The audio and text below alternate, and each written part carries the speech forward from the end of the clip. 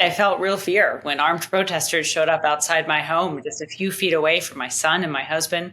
And I didn't know if they were going to try to come in or what they would do to me. But what I did know that as Secretary of State, as the chief election officer for the state of Michigan, I was the last line of defense to protect the votes and the voices of Michigan citizens and ensure that our democracy prevailed. And so that was how I found strength and purpose in that moment to respond and really, in that case, standing up to the president of the United States, not to be partisan, but because the truth and the law matters.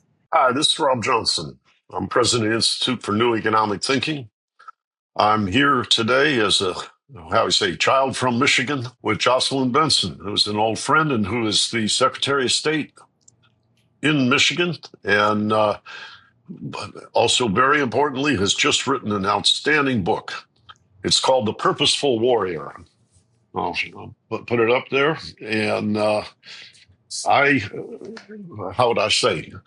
When I think about medicine and what diseases there are, I couldn't imagine better medicine to read in a time of such stress, the disease of political economy now, than this book. You are, how would I say, Jocelyn, you have gone into yourself and shared what it's like to be that courageous warrior in the context of all the cross currents and contradictions of life. So thank you for joining me. And what inspired you to write this book, given all the things you have going on in life? Well, it started right after the 2020 election, when I wanted to really tell the story about what we had experienced, and what it really grew into was a conversation about how we all have a warrior in us that we can use to fight and stand up to power.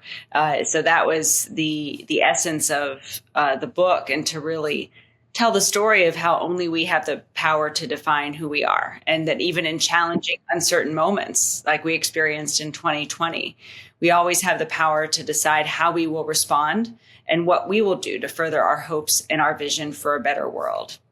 Well, I've read a lot over the years of what they call Jungian psychology after the great Carl Jung. And he talks about what he calls the shadow in a person. And to simplistically build it out for our audience, what he means by the shadow is you do things as an emotional creature where you have fear. And sometimes your fear stops you from doing what you think matters, and you become ashamed of that. But instead of dealing with the shame, you bury it in your subconscious. You don't admit that your fear is what's driving your activity. And what you've done in this book is explored how to go into yourself and address what really is purposeful and meaningful, and to stay with it. And there are different stories that you tell, but there are different ways in which you might call bring that courage to the surface. Sense that I have is that governance, I always cite Muhammad Ali's famous short poem at the Harvard commencement, me, we. We're on a pendulum. And when you're only doing me, and there's so much angst in what people talk about now as like a reoccurring of the Weimar Republic in Germany, that how to be a leader in such anxious times and how to go into yourself and unlock yourself to stay with that purpose, I think is an extraordinary journey which you take us on in this book.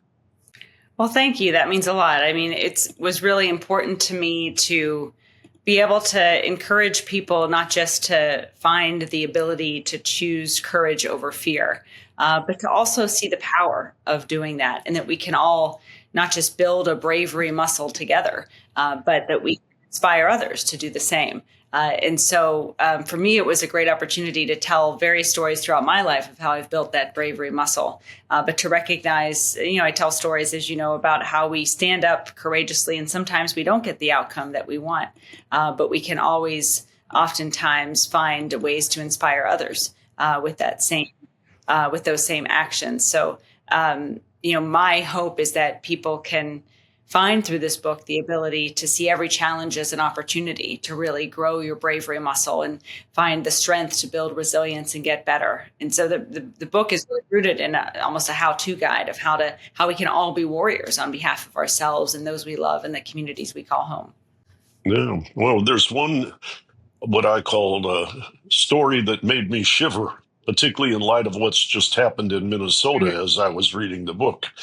But you talked about when you had, how they say, declared that the electoral college votes would go to Michigan because the votes were what I'll call ethically and honest and counted. And then some people showed up with weapons at your doorstep where you and your child were in the house. Yeah. That, how do you say? But what you tell us in that story is that's really scary. But you're not going to let the scary people win by intimidating you and taking you off course of the life that you think is meaningful. But tell us a little bit how you got from that really haunting experience back out on deck and moving forward. Well, you're right. I felt real fear when armed protesters showed up outside my home, just a few feet away from my son and my husband. And I didn't know if they were going to try to come in or what they would do to me. But what I did know that as Secretary of State, as the chief election officer for the state of Michigan, I was the last line of defense to protect the votes and the voices of Michigan citizens and ensure that our democracy prevailed. And so that was how I found strength and purpose in that moment to respond and really, in that case, standing up to the president of the United States, not to be partisan, but because the truth and the law matters. And so we fought back ultimately with facts and, a determination to ensure democracy prevailed. And through that, we have had many threats, bomb threats, swatting attempts, hate mail, people showing up at our home again, everything in between. But we always stand firm in who we are and not play, not succumb to the bullying, but stand up to it with truth, courage, and a fierce defense of our values. Yeah, but who we are is like, how would I say, not distorted by the fear. You have a clear sense of inner meaning and purpose in life.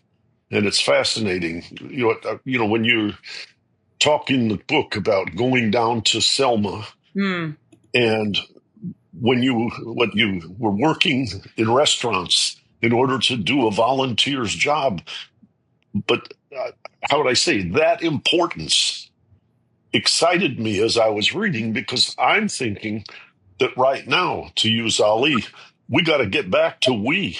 Yeah. And when concentrated wealth, like we've seen, is accompanied by what I'll call Citizens United and the money politics. So money is, what I call, overwhelming voting as a currency for determination of how America should be. You're dealing with all kinds of cross currents, but you've kept the bullseye of the collective common good as your focal point. Yeah, because we're all connected. And the first chapter of my book talks about how we're all in this together. This is everybody's fight. I started my career, as you mentioned, in Montgomery, Alabama, investigating extremist organizations around the country. And it was being there and spending time in Selma where I was instilled with this deep sense of responsibility to continue the work of those who stood at the foot of the Edmund Pettus Bridge 60 years ago, facing down violence and tear gas and billy clubs simply because they believed the one person, one vote promise in our Constitution should be a reality for everyone.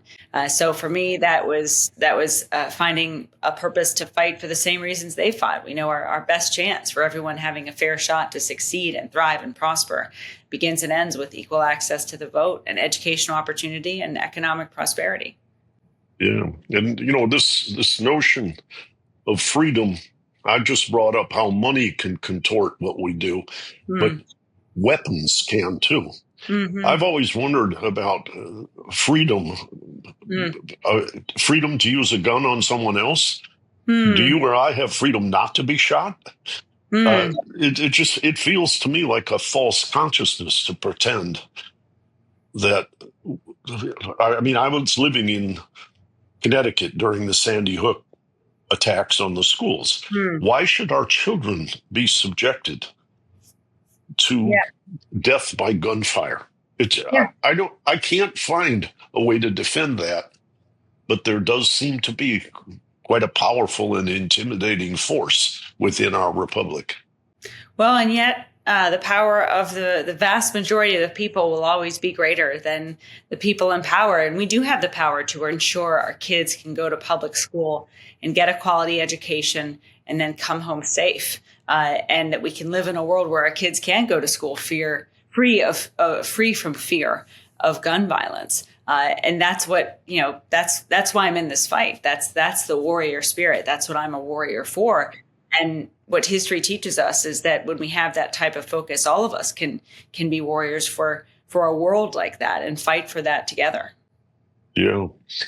I'm kind of smiling inside as I'm listening to you right now because I've spent a lot of time in Northern California Hmm. and a lot of time in New York. And when I came back to Detroit, as I do each year for the homecoming conference, last year, I remember talking to Mary Kramer and others and saying, everybody's terrified in San Francisco and New York now. Hmm. And when I come to Detroit, everybody says, we've been through this before. Hmm. We're gonna rise up now. We're gonna get beyond this. And I think not only what I would say the example of you as the purposeful warrior, but the example of the state of Michigan in the transformation and recovery and reinvigoration of democracy is a very exciting potential right now. And I Hmm. know you're very involved in the leadership and the future of Michigan. Am I Hmm. just being romantic, or you think I got an intuition that might make sense? No, Uh, I think we've got a lot of work to do together, especially in this moment, to redefine who we are, and for governors in particular. And I'm running for governor here in Michigan. yes. The work has got to be to work with anyone to improve economic prosperity, cut the cost of living, and raise wages, but also still be prepared to stand up for our values to anyone, even if it's the richest Hmm. person in the world or the president of the United States. Yeah. Well, I want to take this book to a higher level in the sense that I knew you and I knew you were going to run for governor. Mm, But this book isn't just an advertisement for you. It's not at a all. teaching manual for me about Oh, how to get through all the fears and resistances to being the best you can be. And I think this is a timeless volume. It's really, really beautiful and deep. thank you. That means a lot. I'm glad because again, I started this as a book to tell my story, but it really evolved into an effort to inspire us all around the country to, stand up for what we believe in moments like this. Let's talk about marathon running. How did you see ex ante what doing marathons would do to nourish you and Mm. strengthen your spirit? Yeah, well, it's quite a metaphor for life running marathons, being able to, um, put one foot in front of the other and accomplish things that when I start out, I oftentimes don't think I can accomplish. I've run over almost 40 marathons now, and every time I wonder whether or not Wow. I can really do it. But surely enough, one foot in front of the other, I'm able to make it happen. And that's really taught me that oftentimes we can take on big things and solve big problems, even if it doesn't Hmm. seem possible when we start out on a journey. But by taking one step at a time in furtherance of that goal in that direction, we can achieve it. And so I love running, one, because it's invigorating, and I think there's a lot of health benefits, but more importantly, it's a way to remind me, and in a very real meditative way, that we can oftentimes accomplish far more than we think we can when we start out on any journey. Well, I'll tell you a little story from my family that it's not about me. It's analogous to you. My father was an All-American swimmer at University of Michigan. They had won some Oh, NCAA championship and stuff, and then he always stayed in master swimming. mm, And when he was in his 70s, he went to the Detroit Athletic Club and swam 5 miles while people on WJR talked every 20 minutes about how he was proceeding, etc., to inspire raising money for vaccination of children. Hmm. And eventually, some of the companies, I believe Pfizer was in Ann Arbor in those days, who were providing the drugs, contributed the drugs so the money could be used to buy presents to reward the children who had the courage to be Wow. vaccinated on Belle Isle. Wow. But to imagine my father in his 70s swimming 5 miles. I mean, he swam a mile all the time, but Amazing. 5 miles in order to do that charitable work was just a beautiful experience. And when I read about you in marathons, I started thinking more deeply about my dad's Hmm. sense of purpose, but how he played water polo. He did all kinds of things. And I remember going to Hawaii with him where he was Wow. on the Nepali coast and he swam 5 miles. We went in Oh a my boat. gosh. That's These wow. predatory sharks and stuff came. We could get him out of the water, but he swam all the way out there. But Wow. for him, swimming was like what I learned inside was about for you the running and the marathons, and it brought to life that experience I had as a child watching him. Amazing. I was a little bit older when he went to the DAC and swimming, but everybody was telling me about it. Amazing. And yeah, but so are there other what you might call things athletically that you do, or is the marathon been the centerpiece? I mean, running 40 of them is amazing. Yeah, and I also worked in sports, which I talk about in the book. I Oh, really right. think at a time when we have so many divisions in our country, sports and the arts as well really can unite people and bring people together. Yeah. So ran an Yes. organization that was about leveraging that unifying power of sports to bring people together on social justice issues. And it was really powerful to work with so many athletes around the country who wanted to leverage their voice in a way that made a difference. When you talked about arts, that really caught fire with me. My mother won the Heart of Gold Award in 1975 in the state of Michigan Oh, because wow. she was the head of the Detroit Symphony Orchestra's foundation at that time. And my dad was a big jazz pianist, and many of the famous Motown artists and stuff were patients in his medical practice. All this energy brought me to music, but Mm. but the artistic energy in my family really started with my grandmother, who came from Stuttgart. And Oh, you've really? probably been on Belle Isle and seen the Friedrich Schiller Yes. statues on Yeah. Belle Isle. Friedrich Schiller wrote a book, and he wrote a poem which inspired Beethoven to create Ode to Joy. Hmm. But Friedrich Schiller talked about how beauty was, how would I say, the morning gate. Hmm. And only through beauty could one understand and gain knowledge, and that the arts, and particularly poetry and music, were the pathway.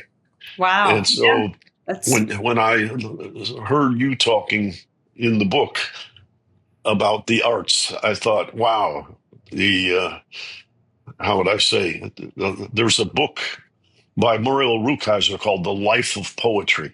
And hmm. it's about how, which you might call poetry is flowing within you and changing who you are and can be. Hmm. She wrote the book, and the first part of the book is called The Fear of Poetry. Wow. And it was because she had gotten on a ship to come back to North America because a bombing was taking place at the beginning of the Second World War. And she was one of the people who evacuated on this boat. Oh my And then gosh. she talked about when everybody was traumatized, she tried to soothe them by reading poetry. But Hmm. poetry was too complex and they were scared. Hmm. And it took a while for her to understand what I'll call the emotional context of the arts as a way of unlocking the, what would you call it, the deeper self Hmm. that, and, but just, it was so exciting to me to see you talking about the arts that I went and found this poem. It's called Die Künstler, which in English means the artist. Only through beauty's morning gate dost thou penetrate the land of knowledge. Hmm. And I read that when I did the eulogy at John Sinclair's funeral Huh. a year or so ago in Detroit, because he, with the MC5 and all of the various things, was a beacon of the Hmm. relationship between arts and politics in your state of Michigan. Hmm. Hmm. Yeah, that's beautiful. Yeah, one of my goals as governor will be to make sure every kid has access to quality arts education in the schools, and that we elevate arts and culture and tourism and Yes. sports to a cabinet level position that can really develop strategic investments in all of those areas and build out those. And in the book, you also talk about earlier how you tried to cultivate the elevation of Wayne State University's law school. Yeah. That's an interesting mission once again. Yeah, I loved that work. I was the dean of Wayne State Law School for about 5 years, 4 or 5 years, and I was the youngest woman at the time ever to run a accredited law school in the country. And it was interesting. I was 35. A lot of people doubted me, and I presented our 10-year plan to raise our national rankings and make law school affordable for more students. And it was not immediately received. But, that was the plan that turned Wayne State into a top 10 public law school and opened the doors to students who otherwise wouldn't have had a chance. And so we can do big things. We can deliver. And as you know, Michigan has always been a state willing to take a bet on strong leaders and see those bets pay off. Well, one of the things my dad did was try to build, his father had built 2 hospitals on the south side of Chicago during the Great Depression. So he, instead of going for what you might call the big scorecard, decided to create things in conjunction with Harper Hospital for the underserved children in the Detroit metropolitan area. Oh, wow. And he was very fortunate because there were 2 wonderful men, Joe Dumars and Isaiah Thomas, who stood with him to inspire people to, not be afraid and reach out to this doctor and take care of the health of their children. But so there's Michigan's a great, challenging place to learn. Indeed. But Wayne State University is right in the organic center of those challenges. Yes. Mm-hmm. And there was, John Sinclair did a lot of the poetry and so forth. When Joni Mitchell stabilized her life, she married Chuck Mitchell, and they lived down near Wayne State. You're teaching at the law school. My dad taught at the medical school. And Wayne State's a beautiful place. It is. It is. Yeah, I loved my time there. So I have daughters now who are 13 and 16. Wow. And I'm curious what message you would want to impart to them. They're visiting their grandmother now, but when they get home, I'm going to be talking to them about reading your book. Oh, wow. That means fun. But what's your advice to teenagers who are looking at America right now, whether from the state of Michigan or just more nationally? What's your prescription for their health? Well, I would say 2 things. One, to realize that, the words of Eleanor Roosevelt, no one can make you feel inferior without your consent. But similarly, no one has the power to define who you are or your future. Only you have that power to define who you are. And even in challenging and uncertain moments, we always have the power to decide how we will respond and what we're going to do, as I was mentioning before. And that related to that, every challenge is an opportunity. We will find, every one of us will go through life and encounter things we can't control. And uncertainties that come our way that we can't anticipate. But I believe that, and I've found this in my own life, that we can all rise up and still be warriors on behalf of ourselves, and then use that challenging moment to actually make us stronger. I mean, whether you're battling a toxic workplace or navigating a loss, or or trying to decide what you want to do in various eras of your life. so many components of life can diminish our light. But as long as we stand in our power and push forward toward our goals and embrace challenges with grit and with grace, we can all be purposeful warriors fighting for what we believe in. And that's what I wrote the book as a call to action for us all to become. And but related to that, really hope that women like your daughters can take those lessons to heart and become those courageous, purposeful warriors, choosing courage over fear and grit and grace and empathy, because that's really what it's going to take to get through this moment and develop and build that better world. Yeah. Well, when I follow the narrative in your book, it always brings up thoughts through what songs does this relate to? And I thought the early parts of your book, I hate to go away from Detroit, but Teddy Pendergrass wrote a song called Wake Up Everybody. And it talks about teaching the children and all kinds of different things that reminded me of your Wayne State experience. But I have to give Diana Ross the crown jewel of echoing your spirit when she wrote the song Reach Out and Touch somebody's hand, make this world a better place if you can. You made this world a better place by writing that book, and I believe you're going to make this world a better place by being the next governor of the state of Michigan. And I just want all of my listeners, audience, colleagues, and friends to step up and get behind you and learn about themselves, which is a positive from supporting you. Thank you. That means a lot. Well, people can go to jocelynbenson.com to learn more about me and our race for governor. And I hope they pick up my book, The Purposeful Warrior, and go on social media or send me a message through our website and let me know what you think. Yeah, well, America's going to be a marathon, and you're a marathon runner. You're going to take us higher. Thank you. And, well, great. Thank you. Thanks for joining me today, and perhaps we'll do another session as the elections approach, and however I can help.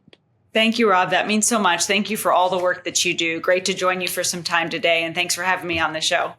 My pleasure.